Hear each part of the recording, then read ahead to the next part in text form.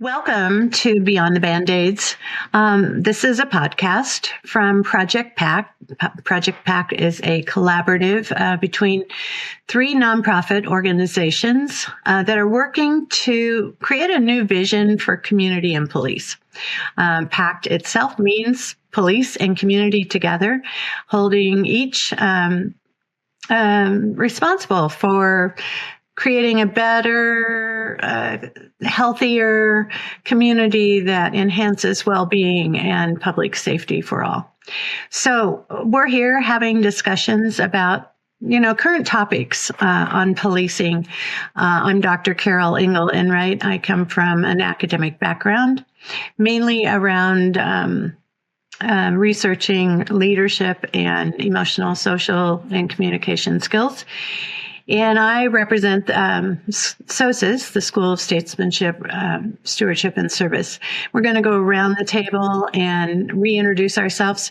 If you're listening for the first time, we're happy to have you as we head into this journey of conversation. Kristin, you want to introduce yourself? Sure. Thank you, Carol. I'm Kristin Daley. I'm the Executive Director of New Blue, which is a national incubator for police and community to collaborate on solutions that change agency policy and practice and build trust. I've spent 17 years in police policy and training, and I serve on the board of the Law Enforcement Action Partnership as well. Okay. And Mike? Yes, I'm also a co-founder of SOSIS, the School of Statesmanship, Stewardship, and Service. I was the public safety chief in the community of Longmont, Colorado, a town of about a little over 100,000 people, where I oversaw police, fire, emergency management services, and a few other social services. And so happy to be here today. And Mike also is on the Law Enforcement Action Partnership Board. We call it LEAP. And our funding, our possibilities of making this whole project happen comes from a LEAP. So we're very thankful for that as we get this conversation started. Today's topic is accountability. And creating a culture of accountability. Now, this is not just accountability to the police. This is accountability of the community as they work with police to create more public safety, to create and enhance well-being in their communities. So I just want to start out. The definition of accountability means a responsibility. A lot of people talk about rights. We are in a society that is heavily inundated with the rights of individuals, and yet, sometimes when it comes up around a situation with a police officer, those rights are supersede the responsibility of a person. So we're going to talk about the personal and the collective responsibility and as accountability for both a police department, the individual police, and the community and the individual citizen.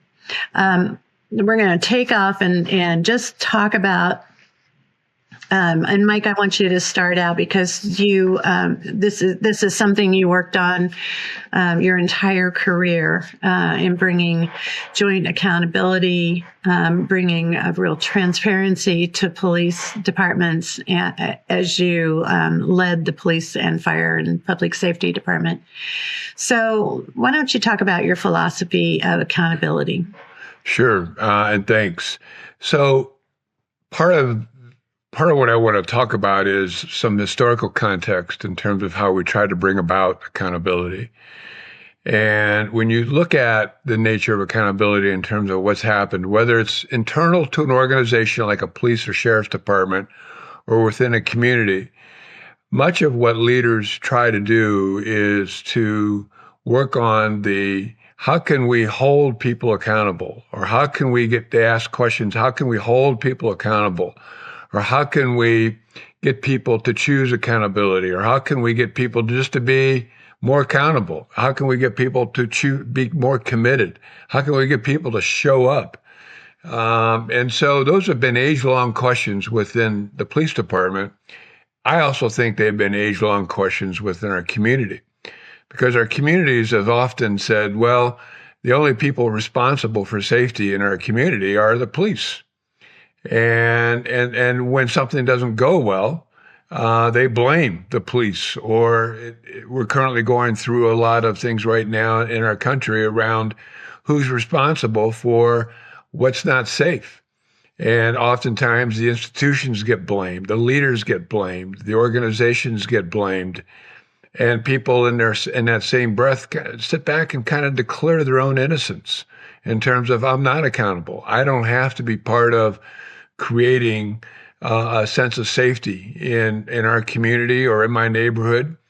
And so that's part of where we've been in terms of people saying someone else is accountable for this. And so we point fingers a lot instead of being, as Gandhi once said, being the change that we want to see. And how can we be accountable? For me, that's been a big issue in terms of creating any kind of partnership between the police and the community, is that there's one side of the partnership that believes that others, that the entity of police should be more accountable.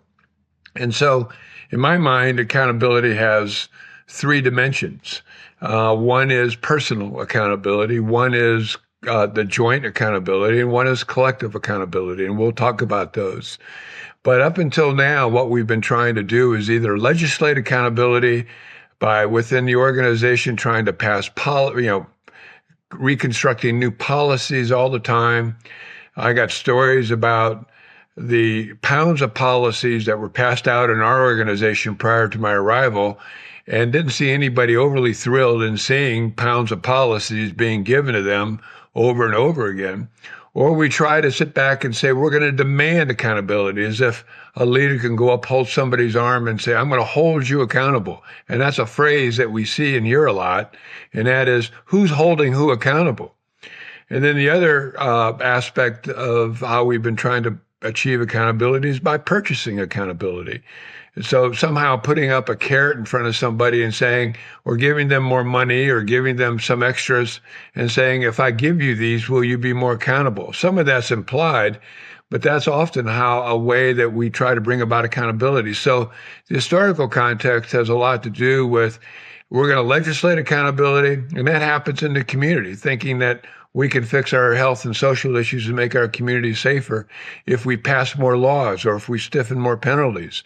Those are things that just haven't worked in terms of creating cultures of accountability within our community.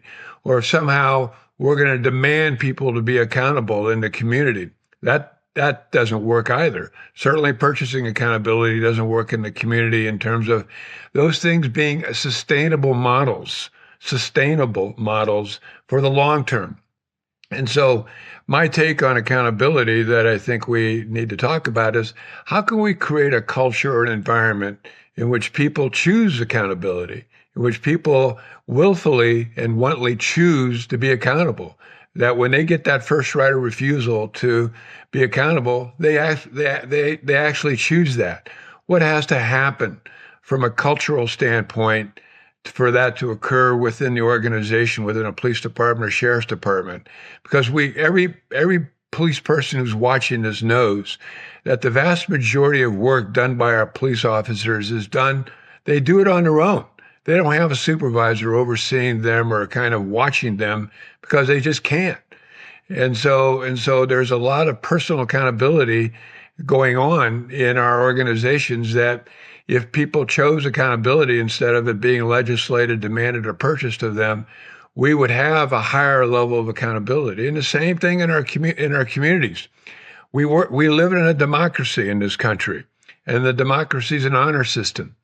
And a lot of people don't necessarily see the actions of others. So how can we encourage people, and how can we get to that point where we can begin to expect people to choose accountability? And that can come in a lot of different forms. So initially, those are my comments around accountability and the various dimensions of them. Right.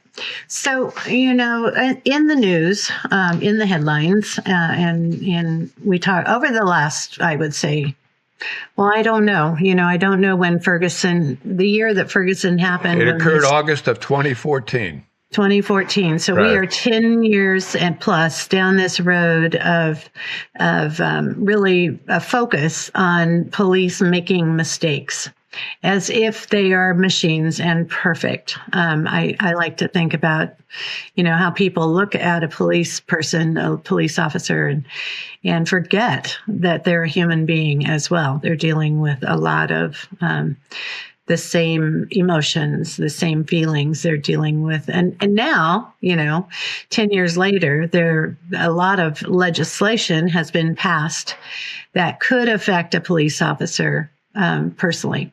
So, Kristin, you've been on the LEAP staff. You've worked with legislation and policy for 17 years, and now running New Blue. What do you see in training in police departments that is helping the police officers accept responsibility for, making good decisions? Sure. I agree that you can't demand or legislate or purchase accountability, but you can definitely hire with an eye toward accountability, and you can train with an eye toward accountability. And I think that really starts with leadership, and it starts with transparency.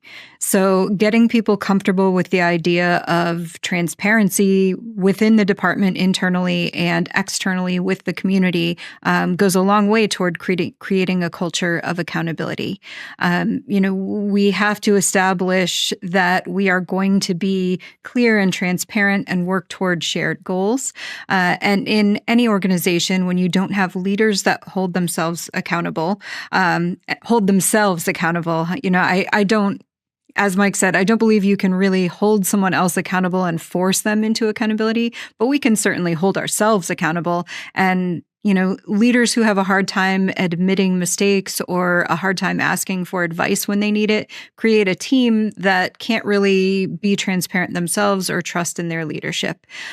So I think it starts with the boss, the leaders, and then when we extend that internally, it creates that environment for officers from patrol all the way up. They're not afraid to admit when they make a mistake. They're not afraid to, say, hey, I did something wrong. And, they're not afraid of immediately losing their job if they did something that they didn't mean to do. And then when we extend that outward from the police agency into the community, how can we expect communities to trust their police department if the police department is not being transparent or accountable when things go wrong? So I think it's kind of a two-way street, and it starts with hiring the right people, training them well, and making sure that we're promoting leadership that believes in being transparent and being accountable. Okay, so we're going to... This takes us to kind of a question of ethics, right? In terms of how one holds themselves accountable. Mike, I want you to talk about, as you came in to your department, what you saw first, and then what you did to start opening this door of shared goals, shared transparency. So the tool that I use the most in working with people in creating the kind of culture we created in our organization, whether it was a culture of accountability, a culture of service, a culture of stewardship, a culture of teamwork, was the tool of utilizing conversations. And what I did, and what I think police departments can do more of, this may be a word that it gets beyond transparency. It's actually becoming vulnerable. And it's actually allowing people to see you and your humanness and your sense that you're going to do your best, but you're human. And there are things that you do that and want that you're going to need others to help with. And so the big part of this in terms of in my mind, was creating a culture of partnership, creating a culture of openness, creating a culture of sense of everyone's going to have to be responsible for the outcomes, and everyone's going to have to be personally responsible for their work and responsible for the organization. And so I kept on having those internal conversations with people, because for the most part, people were used to a very patriarchal model.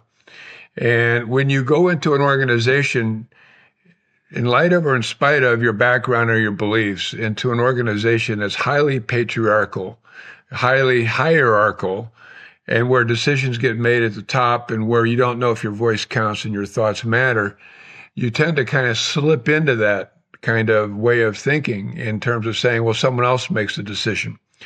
So we had conversations around here's your level of responsibility. What authority do you need to make the decisions you need to make? We made architectural shifts as well. We flattened our organization. We eliminated a few layers of kind of management, if you will, so that we actually broadened the bandwidth of people in their decision-making process in terms of where they could make decisions. And so if a citizen was to ask a patrol officer or a detective, well, what do I need to do at this point? Oftentimes when I got there, patrol officers or line level people would say, well, that's up to somebody else. I can't tell you. And so they would get into this mode of, well, it wasn't a resourceful answer. It was an answer that said someone else has the answer, not me. And so how can we create a culture and an organization aligned with a supervisory leadership philosophy and an architectural design that encourage people to be able to be more resourceful, if you will, to the people that we were serving in so many different ways. And so, but by the way, there is a long-term process for all this to happen. And along with that, as Kristin kind of alluded to, one of the things I made clear was we're going to make mistakes. We're in a very complex environment dealing with the humanness of a community, and we're going to make mistakes. As long as your mistakes are not intentional or purposeful, I wasn't going to do anything other than to allow people to learn from their mistakes, because I believe the vast majority of people want to self-correct and want to do the right job and want to do things for the right reasons the vast majority of the time. And so that was the attitude and kind of the kind of the nature of where I went with my conversations. And by the way, I can't begin to emphasize the importance of the communication link that occurs between the top of an organization and other levels of the organization in terms of bringing about long-term sustainable change. That was something that I focused on tremendously. I had, the conversations were around inviting people to be more involved, not demanding or mandating, or having conversations which people could disagree or express their doubts or their reservations or say no even. Because I realized that if they couldn't say no, their yes didn't mean a lot. Or having conversations about what does commitment really look like? What's commitment without conditions really look like? And who's willing to have those conversations? Or having conversations about possibilities. What could we create that doesn't exist yet that could be of value to our organization, that could serve our organization? So there were tons of things that we had to go through. The other part of this was around the kinds of questions I asked. I didn't ask questions like, how can I get people to be more accountable? Or how could I get people to be more committed? Or how could I get people to show up and take ownership for their work in the organization? We asked questions that got to the point of inviting others to examine their own little boxes that they were in. We asked questions that had some power attached to them in a way that said that they had to do some kind of work within themselves to answer the question. And we asked questions where people in public, in front of others, where people got to say, I choose accountability or I don't choose accountability. And part of this also got into, in terms of creating a culture of accountability, had less to do with the nature of the people who were there and more to do with the idea of who's responsible for the outcomes and how do we have those conversations in which people can make a commitment, aren't afraid to make mistakes, and are willing to hold other people. At some level, the 4 levels of accountability that we talked about was, and when I say hold other people accountable, what I really believed in strongly was the peer accountability piece. And so the most powerful force for accountability in an organization is the personal accountability. The second most powerful is the peers. And when peers see other people doing things, and by the way, your supervisor may not be there, but the chances of someone being there that you work with in terms of the work you're doing is pretty powerful. And so how do we create a culture in which peers can civilly and respectfully say, hey, here's what I saw you do, and this is something that I wish we could have done differently. Can we have a conversation about that? The third level of accountability was attached to supervisors. I always said to our staff, you have the first right of refusal when it comes to accountability. But I just need you to know that if you choose not to choose accountability, that we do have supervisors here who will do that. And so then the fourth level of accountability was the distant internal affairs apparatus. Before I got there, the year before I got there, we had like 150 to 200 internal affairs cases because the organization that I inherited was very top down in terms of trying to hold accountability, demand accountability, legislate accountability. And so that was where that was at. And the more internal affairs cases we had, the more people would be accountable. Well, that didn't work. And by the way, the laws aren't necessarily all that help people choose accountability to do the right thing because of their own morals, their own ethics, their own values, etc. So, but I just want you to know, in terms of finishing this piece, that we averaged after that point maybe somewhere between 5 and 10 formal investigations from that year forward. And I would say maybe a third to half of those were fender bender car accidents because we were at some level forced to, because the city policy said whenever you have a car accident that's the city employee's fault, you have to open up a formal investigation. So we went from very top heavy in terms of pushing accountability into the organization, demanding and legislating it, to an organization in which people began to choose it. But there's a lot more that goes into that the courses that we teach through the Police and Community Together PACT system will help police leaders, city managers, and mayors understand that building a culture of accountability is going to be much more valuable. And by the way, the only way you sustain accountability is by people choosing it. Not by being forced, not by being demanded or legislated or purchased. The only way that it really gets sustained is by when people choose it. And there's a lot of other aspects to this that go into it that we'll talk about in our instruction models for police departments, city managers, and mayors across the country. And I do want to really amplify the point that by empowering people to become decision makers and taking away kind of that extreme fear of making any mistake, we are teaching them to become problem solvers internally and in their communities. Mike, as you were talking, first thing I want to say that I think is important is you opened up to listening. I think so often the top of any, I can say from an institutional point of view, not much different in a university, right? You know, like, do you have can you be responsible for making decisions, or do you always have to go to the top to say, here's my idea, now you decide? This flattening of organizations really lends itself to creating more accountability, as long as everyone's on the same page of shared vision.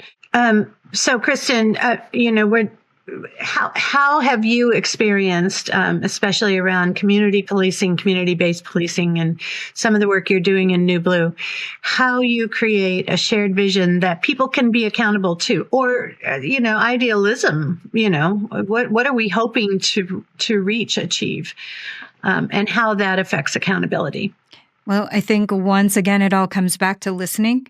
So the start of that process means both sides, police agencies and community leaders, community members, listening to each other, investing time into learning what the community needs and wants from the police agency, learning what the police need to collaborate with community members, and then engaging on a deeper level to develop an understanding of what problems in their community most need to be addressed, and what things are working well and what they can amplify, and what people in neighborhoods are facing that that they want to work together to remedy or to build on. I think it really all comes down to starting with being open and ready to listen. And as Mike said, vulnerable. And being vulnerable is not always easy. It's particularly difficult in environments where there has been that sort of tension that there has been with a lot of communities and their police departments.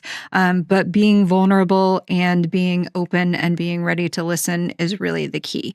And within New Blue, officers come in with a forward-thinking mindset from the start. Obviously, that's what we're looking for. But there are varying levels of comfort about working directly with the community and collaborating on a solution at first. And I think ultimately the people who come into our program learn that that's really like learning to collaborate with your community and be on the same side is one of the most essential skills that you will develop as a police officer. So without that kind of trust and that willingness to listen, you're not going to be as effective as you could be at your job, not even close. Yeah, and I just want to reiterate, you said be on the same side. Why wouldn't a community and their police department want the same thing for public safety, I think a lot of times they well-being? do, and they just don't realize They it. don't realize it. Yeah, exactly. I think that's where the conversation starts. Yeah. And we're going to have those. We're going to have differences. People in relationships have differences. Families have differences. Others have differences. There's going to be differences. The question is how do you approach those differences? And to what level, what are the ground rules for having conversations to find common ground? And so those become important.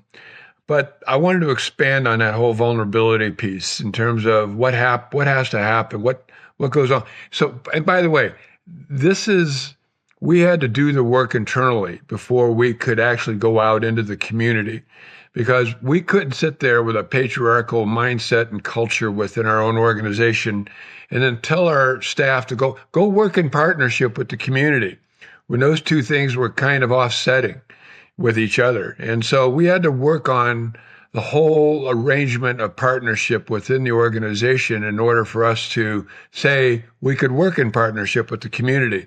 But we actually did that simultaneously with our community by inviting our community in, hundreds and hundreds of citizens. In fact, in the first process that we did that was large was there were 800 citizens involved in the development of the future of public safety in our community. And those conversations that took place between people who never had talked to each other before. And so there were a lot of roadblocks, there were a lot of inertia that worked against having common ground conversations. And we had to be patient with that. And we had to provide people the skill sets and the training to suggest and to give them the sense that we could get there. And so it was a process that took 18 months, but it included 800 people from the community and a few hundred people from the police department. And over a period of 18 months, we had the editor and publisher of a newspaper in the same room with officers who worked graveyards and worked during the night. And those conversations started off real rough, but we had to be patient in terms of letting them see how they could find common ground. And so that was part of our vulnerability in terms of bringing in citizens. Now, that wasn't a well-accepted way of doing business because, initially this police department and most police departments are kind of like this fortress-like kind of apparatus. They're semi-faceless in the community, or if not totally faceless. And the personalization of who people are can be difficult for police officers. There's a lot of police officers that don't want their pictures taken or don't want to be kind of seen in the community as being, and who people for them, the community to know that they are a police officer. And so there were a lot of those forces at play that we had to work through. And so this is something that takes time. But we're talking about another aspect. This is the stage prior to a community choosing to be accountable. You almost have to go through this phase of a community seeing all the pimples, the weaknesses, the capacity that we don't have, because up until now, police departments were saying, if you need us, call us for anything. And they were not vulnerable. They were kind of like I said, these fortresses, and we want you to be dependent on us. We want to be the patriarchs. We want to be the decision makers, the action takers, whatever that might look like. And so when we start sharing this role and this responsibility, it requires an entirely different perspective. It requires someone to be confident with themselves so that others can see their weaknesses, their vulnerabilities, their pimples, their sense that, they don't know everything. I've said before, here's my vision. What I wanted to do was surround myself with anybody who wanted to tell me what I couldn't see. That's how we have to go into these conversations, because few people see it all. In fact, no one sees it all. Few people see most people just see a small percentage of what's really there. And so allowing people to kind of gift you with what they know, what you can't see, is an act of vulnerability. But during that act of vulnerability, people also saw the commitment, the compassion, the dedication, the skills, and the desire to be able to serve this community. And so they saw all of our humanness. And once they got to the point that they became comfortable with what we could and couldn't do. And by the way, one of the things that we had to work with in terms of creating a culture of accountability was our honesty and saying, here's what we're capable of doing. Here's what we can't do. Here's what we need you to help with. Whether that was me talking to a staff or our staff talking to a neighborhood, police officers talking to a neighborhood. Because up until then, it's the number of armed guards that are going to make your neighborhood safe. No, it was the coalescing and socialization of your neighborhood that was going to make you safe. And so, but up until then, it was, we just got to keep on responding to calls for service and keep on giving this place more police officers until they believe that we can make them safe. That's kind of creating that unhealthy dependency. So all of this is precursor to this people choosing accountability. But when they see that they're invited in this conversation of invitation, that they can also express their dissent or reservations or doubt, that they know that they can be part of creating a new future for their neighborhood and their community. It's amazing then when those invitations begin to happen, how many people are willing to say yes? How many people are willing to make a commitment without a condition? And that's where we wanted to get to. And that's when people began to choose accountability. And they didn't go to saying, we need more cops, or we need some more people arrested, or they actually began to take on some of the responsibilities about how to make their neighborhoods and their communities safer in so many different ways. So anyway, this is the 30,000 foot conversation. Most of the details are found in our instruction. Yeah. So, and that's for another episode of safe neighborhoods and really enacting and creating that. I love this concept of internal and external. Internal first, the culture of the internal department, and certainly everything we're doing with Project PACT is around walking into a police department and advising, saying, what's happening for you, sitting down, going through that listening. By the way, one of the first trainings that we go through is active listening, reflective listening, learning how to really hear what people are saying. I'm laughing. I was on the Peloton today, and the instructor was like, no one in this world listens anymore. Everybody has an opinion. Everybody has a viewpoint. Everybody thinks they're right. And I'm not generalizing, but that's how we've gotten to this kind of place of a conflict that we're seeing. I just want to talk through the accountability around metrics. And Kristin, I'll take you first. At LEAP, I'm sure there's so much measuring going on around crime, how people are moving forward. You might have worked with police departments. The ultimate accountability of a police department is if they get sideways with a community, they might be given a consent decree by the federal government. Like, what have you seen in your history working with different police departments and people in New Blue of how they're incorporating technology, but also the social side, the social interaction side of building relationship with community? So I actually have a perfect example in one of our fellows from 2023's Solutions, which really merges technology and community policing and building trust. So he is an officer at LAPD, which is a huge department, and they do a lot with body-worn cameras as a tool for community engagement is the way that he's framing his project. So essentially, he wants to focus on the issue of trust and the perception and recruiting into our most resource-deprived communities. And his project focuses on developing relationships, particularly in the Black community with youth, and really taking that body-worn camera footage, which historically has been used in a fairly negative way, right? It's to, prove an officer did something wrong. And he wants to take it and build sort of a repository of this body-worn camera footage and use it to show positive community interactions.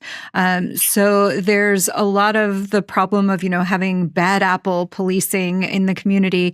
And from his standpoint, and he's out there every day, he's a motorcycle officer. So he's doing a lot of interacting with the community, engaging with youth. He wants to show those positive interactions. So it's built around the idea that interactions between officers and their communities can be this really positive thing, and a tool, a technology like body-worn cameras can be used to show what's going right.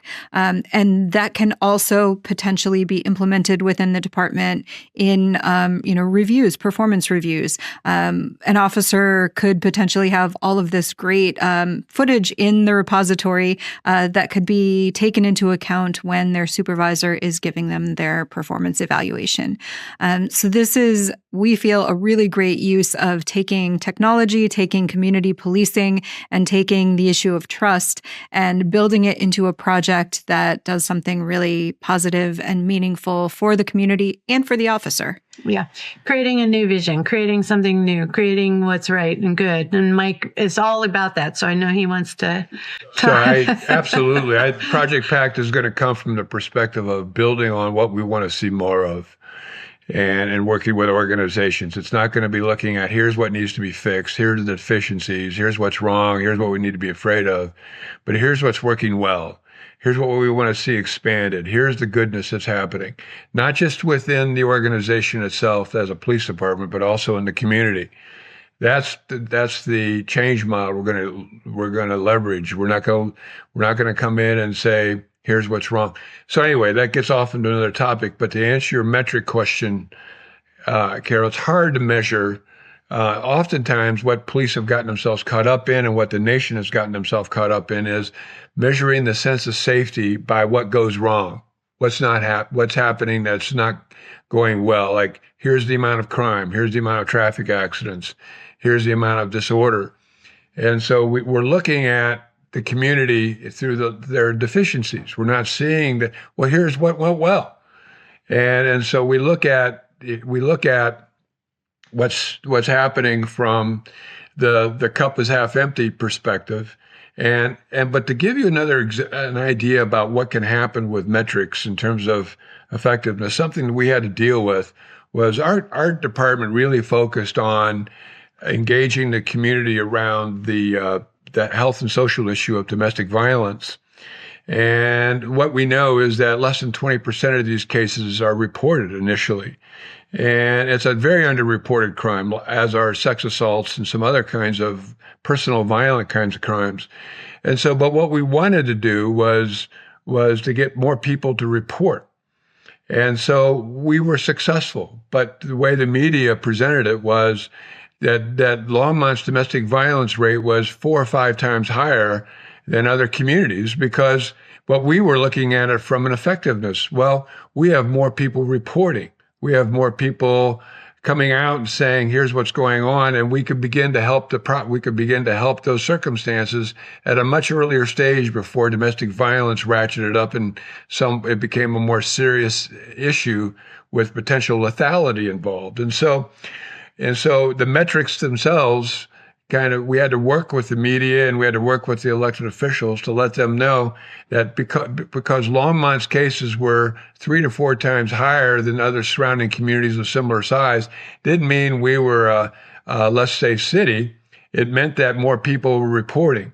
Because if you go back to metrics in policing, I'd say 30 to 40% of most crimes, even the property crimes, go reported. The rest go unreported. Now, when you get up to cases like homicide and very serious injury kinds of incidents that involve violations of laws, most of those do, if not all of them, get reported. But there's a lot of crime that goes unreported. And so saying your community's safe or unsafe from community to community is a real misnomer in terms of looking at the amount of crime that's being reported. And police departments, by the way, if they choose to focus on one event, let's say they choose to focus on car break-ins, and they make a big marketing process about that, and they let the community know, we want to know where anybody's, the number of car break-ins from one year to another will double or triple. Not because there were 2 or 3 times as many, it's because there were 2 or 3 times as many reports. And so there is this metric, the whole metric thing is something that has it's a little bit loose when it comes to, is it really a great measuring tool for the effectiveness of police department or how safe or unsafe a community is. So interesting to think about. Social benefits are very, very hard to measure. Very, very hard.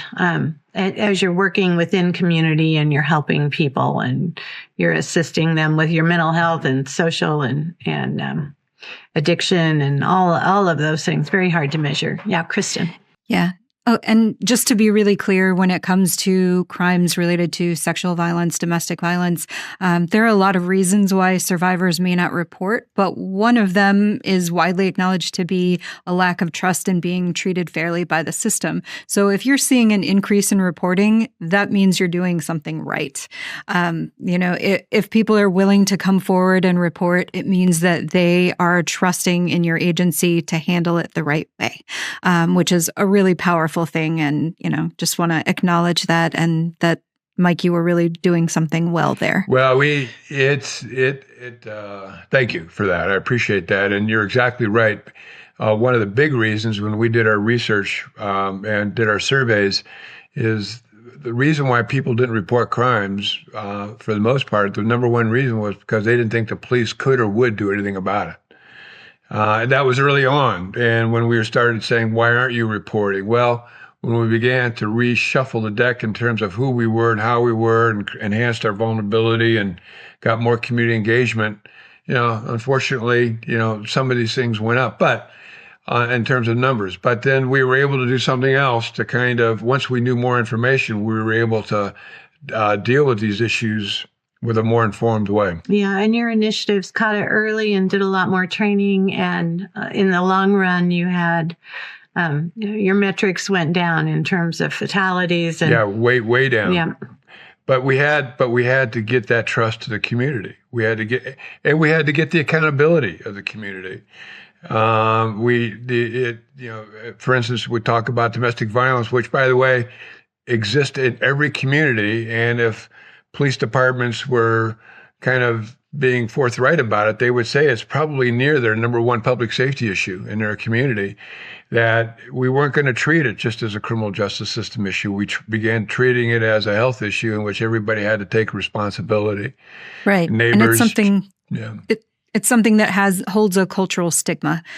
So it's not necessarily easy for people to talk about. But if police and community leadership make it easier, then it's easier for people to come out and talk about it. Work together. Yeah. And that lends itself to our conversation about accountability at a deeper level as we drill down through the various dimensions of what goes on between a police department and a community. And there's an infinite number of those that we haven't even begun to talk about.